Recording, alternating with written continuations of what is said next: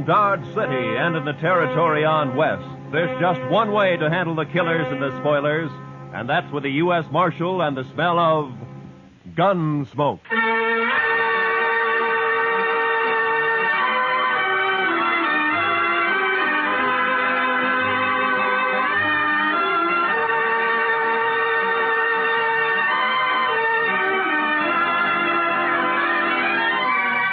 Gunsmoke, starring William Conrad.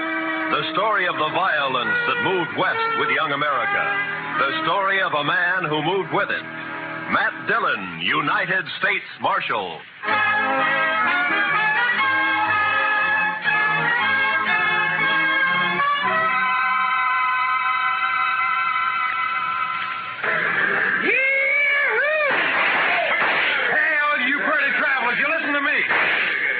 You gotta get welcome to Dodge City proper like. Hey, you there, mister. I said you. You addressing me, sir? I reckon I am. You a preacher? Not exactly. You dress like a preacher. If you'll excuse me. Back up, fancy pants. You ain't no preacher. I figure on making you dance some for the folks. You think you can hoorah me? Dude, I said dance. Dance or the next shot will take off one of your toes. I don't think I'd like that. Doc, no. All right, Thorne, put up the gun. Marshal, you got a wild and woolly town here. Marshal, you move aside. I'm going to make this grinning dude kick up his heels for us. I'd say that might be quite a trick, Thorne. Unless he's changed a lot since I last met him. Have you, Doc? Not for the good, Matt. I was afraid. You pasty-faced tenderfoot. I said for you... Shut up, Thorne. He's drunk, Doc. He's dead. You just don't know it yet. I'll take it good if you'd meet me later at my office. All right, Matt. To you. Well, that's sure a lot of talk. Now I'm going to shoot that dude's boot heels. Fire one shot and I'll pistol whip you, Thorne. What's that? You're kind of forgetting who's holding a gun, ain't you? Oh! I wasn't forgetting. Oh, my wrist. You broke my wrist. I doubt it. Now let's go to jail. Oh, you can't put me in jail. I'm Thorne Finley. Move. Oh, you wait till I tell Big Jack about this, and I will, too. Do that. He might be grateful to me for saving your neck. You pulled some fool stunts, Thorne, but you've never been closer to dying than just a minute ago. You mean from that fancy pants? Oh, I could handle 6 like him. That makes you a lot of man. I can name a dozen pretty good gun hands who can't handle one of it. What? That's Doc Holliday.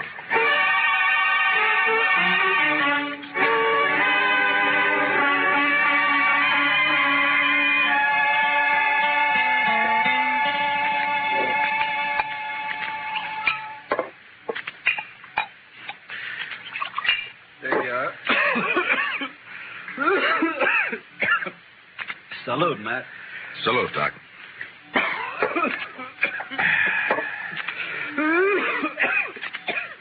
That sounds worse, Doc.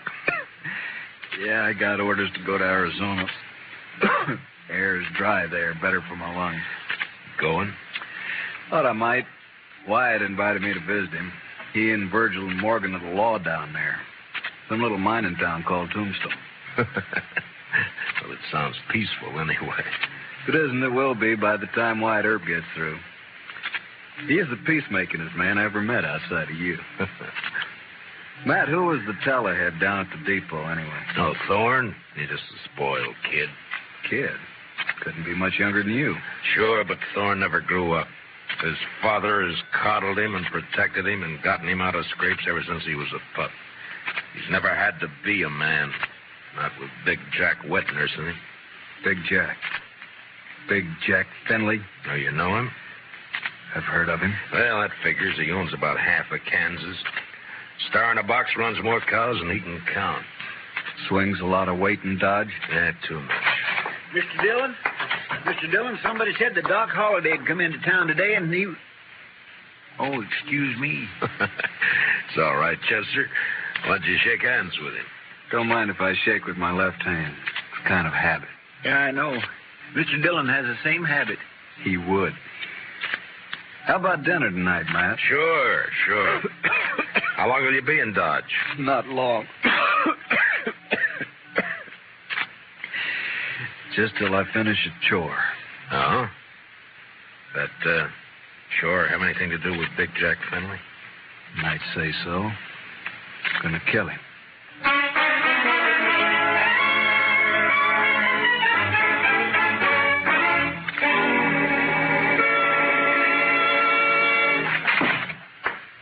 All right, Dillon.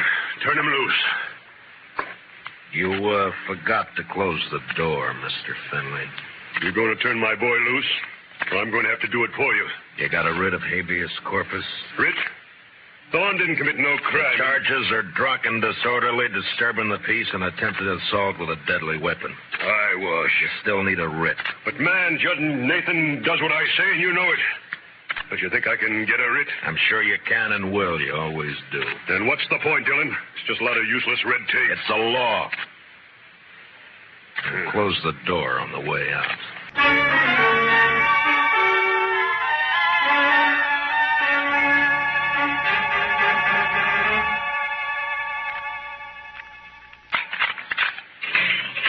All right, Thorne. Didn't I tell you Big Jack would get me out?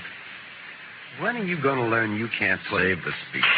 The law can't touch a Finley. You ought to get smart, Marshal. Like you? Sure, like me. Hi, Big Jack. You okay, son? Fine. Anything else, Mr. Finley? Why, yes. My boy here is a little boisterous sometimes, I know. High-spirited, you understand? Uh-huh. So? So, I want to put a stop to all this nonsense of yours, arresting him every time he kicks up his heels a bit. Now, go on. Well, I'm offering you a job. Let's say, protecting my interests. $200 a month. And no work, naturally. I see we understand each other perfectly. No work, of course. All I have to do is just shut my eyes whenever Junior here breaks the law, huh? I said we understand each other. There's no need to elaborate on it, Dillon. There's a big need. Only how do I explain to a person like you that some men don't wear a price tag? Huh? How do I explain how I feel about a so-called respectable citizen making the law his private doormat? Hey, you're nothing but the stupid gunman I've always thought you were. I understand you took the part of Doc Holliday against my son. I kept Thorne from committing suicide, yeah. You sided with a notorious killer against an important citizen of this community. Now I'm telling you, Dillon, Holliday, I don't want him in Dodge tomorrow. Doc may be a gunfighter, but he's clear with the law, Finley, and a better man than your son will ever be. What? Why, That hurts, doesn't it? I'm serving notice, Marshal. You run that killer out of Dodge City, or I'll do it myself.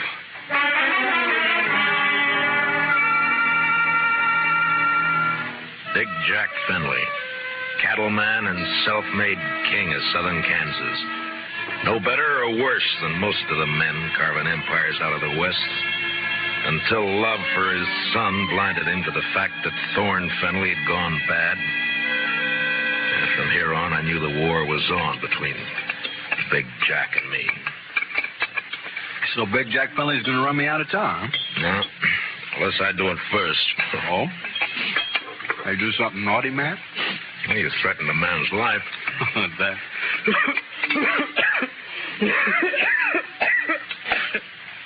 And just between friends, Matt. Anything else, Doc? Not murder. Murder? I give him an even break. With you, that's still murder. Don't you think you better tell me about it? Mm-hmm. What if I don't tell you? Now, then my job's to warn Finley and try to protect him. You're a tough man to be friends with, Matt. It applies to you, too, doesn't it? Guess maybe it does at that. Didn't realize how I put you on the spot by spouting off my good intentions. Sorry. Forget it. You want to talk to me? All right. Remember a girl named Ruth Davis? Mm-hmm. Died in a riding accident a few months ago. Always wondered if it wasn't suicide. She lost her brother 2 weeks before that. No accident. No suicide. You sure? Sure.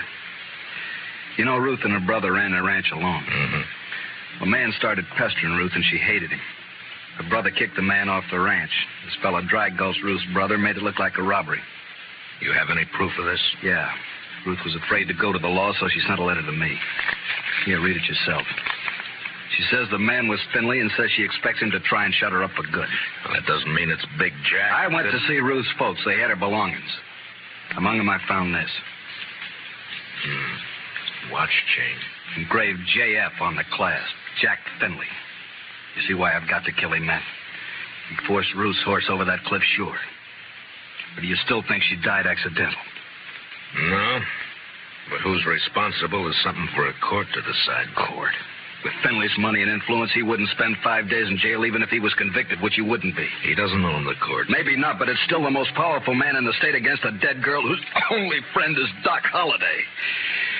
How do you think a judge will decide?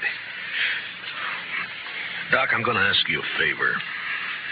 Make it one I can give. I got an idea, but you must let me handle it my way. Give the law a chance. All right, Matt, I can wait. Thank you. I'll keep this letter in chain for a while. All right, but if the law fails, I'll brace Big Jack Finley when he walks out of the courthouse. And you'll be bracing 2 men, Doc. Finley and me.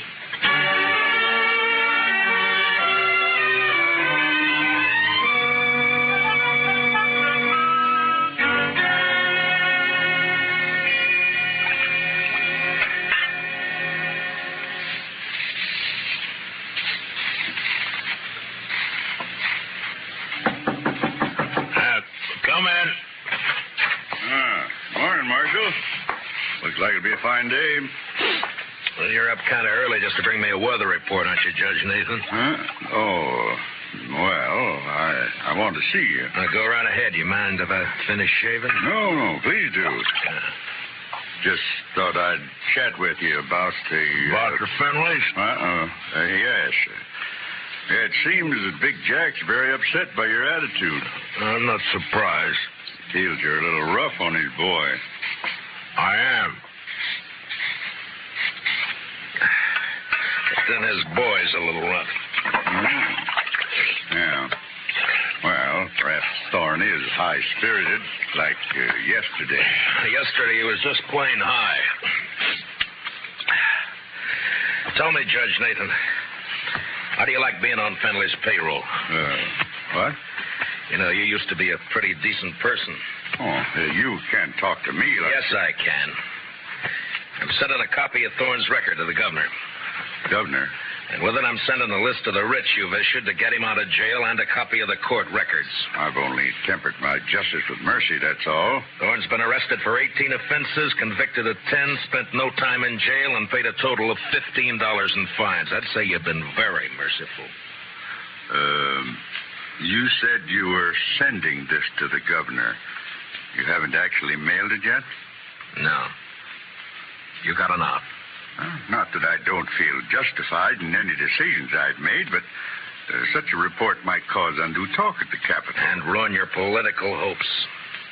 Well, my conditions are simple. Get off Finley's payroll now.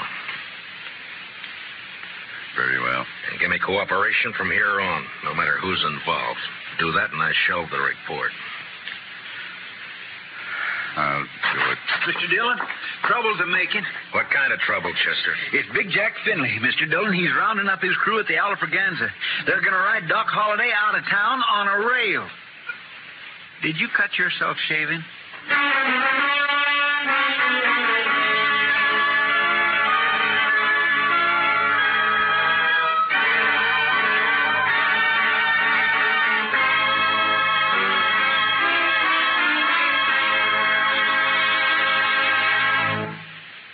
We will return for the second act of Gunsmoke in just a moment. But first, don't forget, starting Monday, CBS Radio's tremendous news staff will start bringing you the complete coverage of the Democratic Convention in Chicago.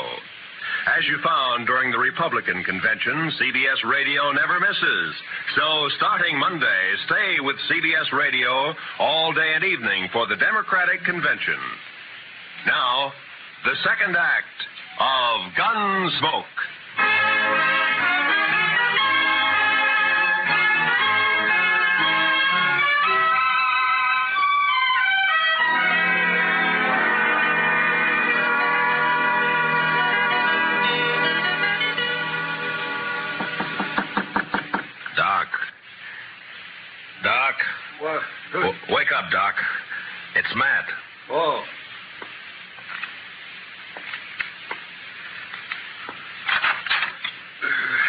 What's up? Trouble. Lots of trouble. Big Jack Finley's organizing a little citizens committee of his own hand-picked men coming to escort you out of town. On a rail? Yeah, that's the general idea. Here, take a shotgun.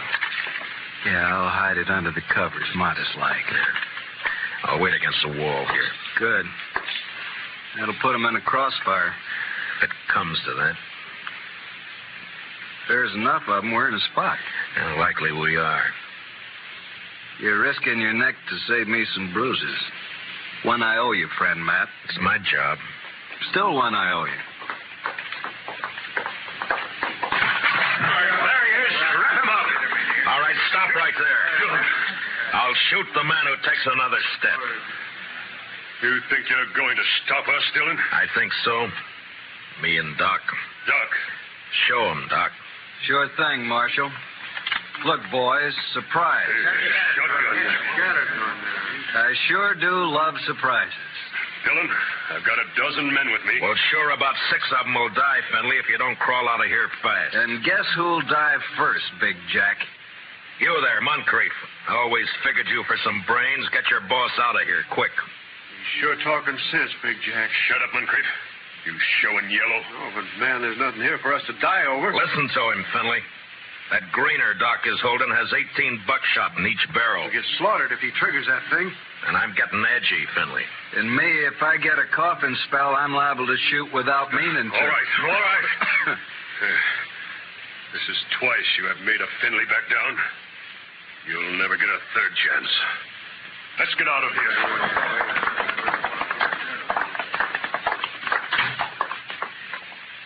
Matt, when you going to arrest him? When I'm ready. Not long. I hope not. Getting impatient to see that man dead.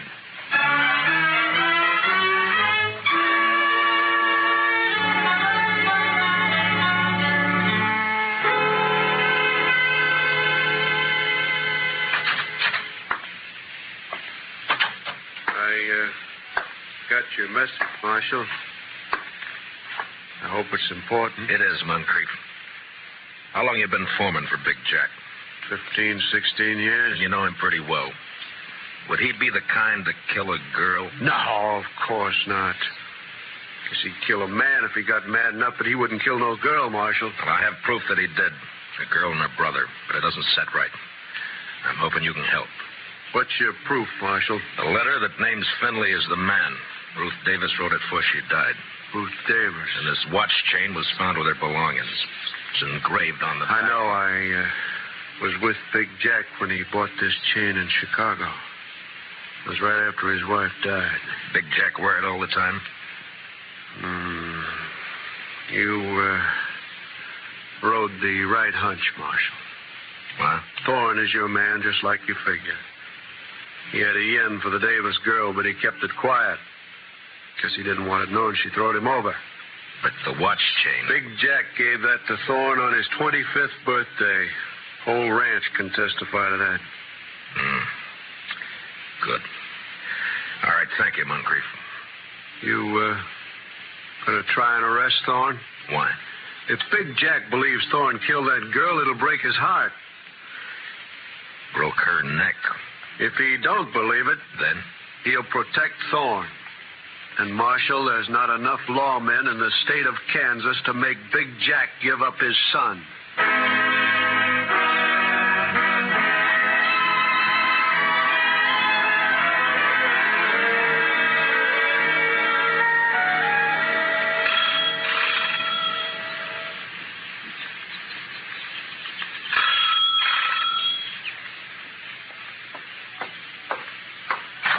Yeah, what it...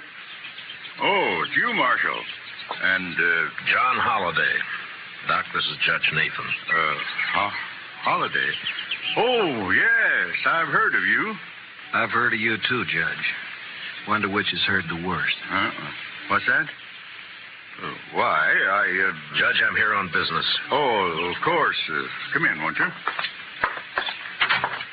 In my study here, so we won't be disturbed. Now, what is it, Marshal? I want you to swear out a warrant for Thorne Finley's arrest. Charge, murder.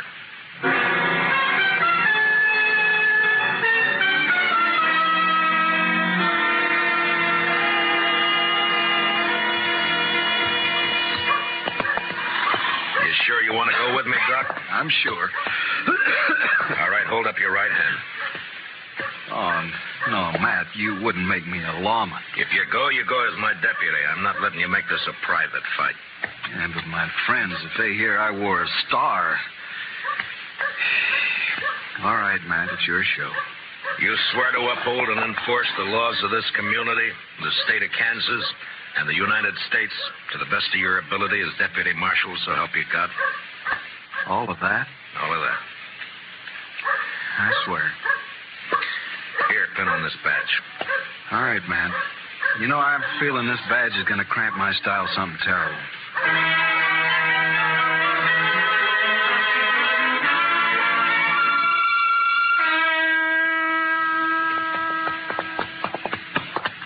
Better breathe our horses going up through this pass. We still got a good ride ahead. How far? Oh, about 10 miles. What do you think, Matt? Will they fight? Well...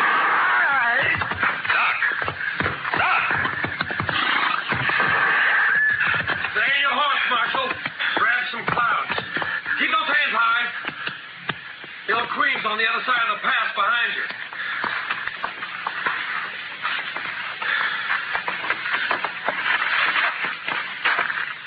That's being smart, Dillon. Queen will drop you if you touch her gun butt. You're handy at this bushwhacking, aren't you, Thorne? If Doc... He's all right. My slug seems to have bounced off his thick skull. Good. Yeah, let's pull your teeth. Better you do it. With your left hand, reach down and across slow. Pull your gun out with your fingertips and toss it away. Nervous? Just cautious. Or maybe this Queen doesn't exist, huh, Thorne? Queen! Queen's one of Dad's men, but I pay him extra to work for me. Any more questions? I guess not. There's my gun. The rifle next.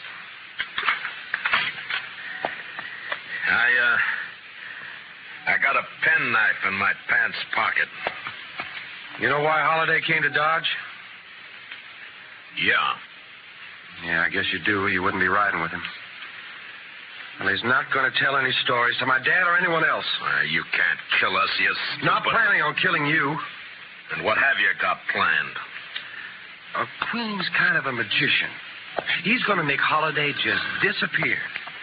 Folks won't care much about one of his kind. I would.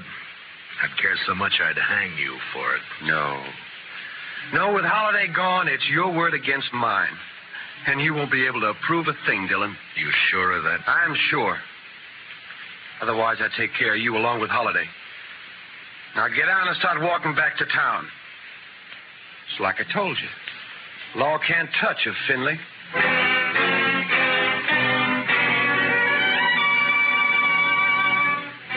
It was no time for heroics, so I walked. When I reached a turn, I cut back through the rocks, but it was too late. They were gone.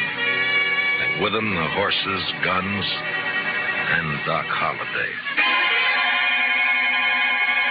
2 miles up the road, I found my horse turned loose. And with a mind full of cold hate, I raced onto the star in a box. On the front porch of the ranch house was one of Big Jack's men. Hold it right there. Out of my way, mister. I'm in no mood to shake hands. Where you heading, lawman? You don't hear well.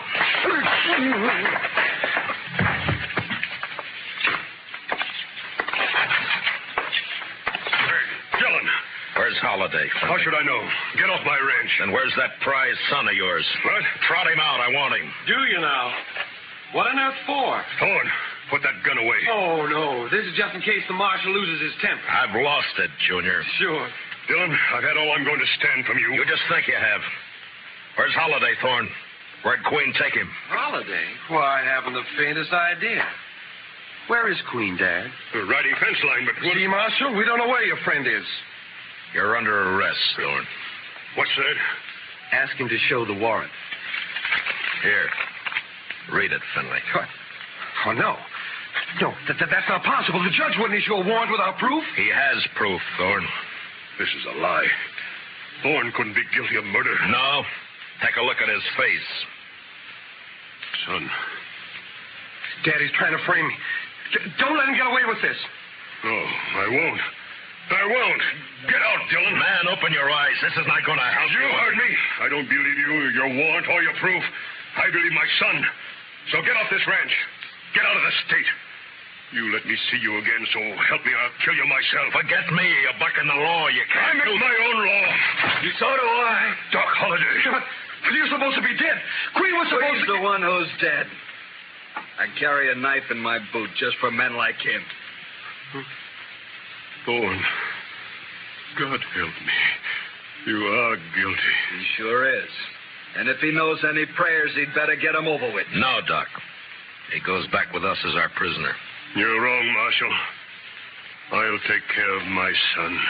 Dad, no. You rotten, lying, murderous pup. Please don't, I Dad. should have strangled you in the cradle when you were... Fenway, look out! I threw myself at Fenway's book, was hit the floor, rolling away from Thorne as he raised his gun to fire. Then in the doorway, the blood-stained, terrible figure of Doc Holliday went into action. His pale hands blurred over his holster. Ruth Thorne!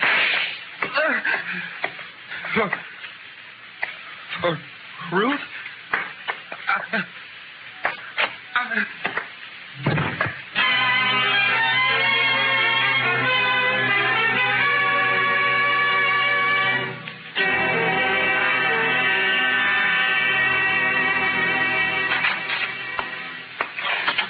Ready to leave, Mr. Holliday. Thanks, Chester. You sure you won't stay around a while, Doc? Yeah, we're good friends, Matt, but you're a peace officer. I guess I'm not a very peaceful man. You could be, Doc. No, I'm not going to change, and you shouldn't. Law needs men like you. No, if I stayed, there's too good a chance I might cross you. Yeah? Then I'd have to meet you over gun barrels, and it's one thing I'm afraid of. So long, Matt.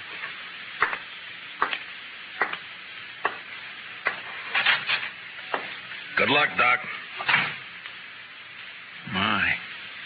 I never would have thought Doc Holliday was scared of meeting anyone in a gunfight. You don't understand, Chester. Doc's afraid because he might beat me.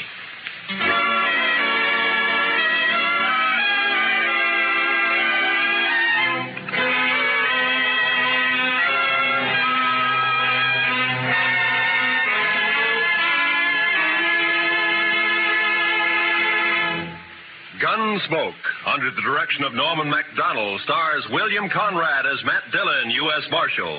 Tonight's story was specially written for Gunsmoke by Herb Purdom, with music composed and conducted by Rex Corey. Featured in our cast were Harry Bartell as Doc Holliday, with Lee Millar, Nestor Paiva, Ralph Moody, and Tom Tully. Parley Bear is Chester. Join us again next week as Matt Dillon, U.S. Marshal, fights to bring law and order out of the wild violence of the West in Gunsmoke.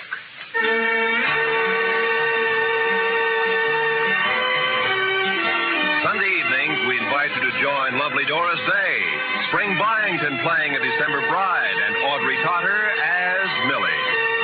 They're here on most of these same CBS radio stations. This is Roy Rowan speaking. This is the CBS Radio Network.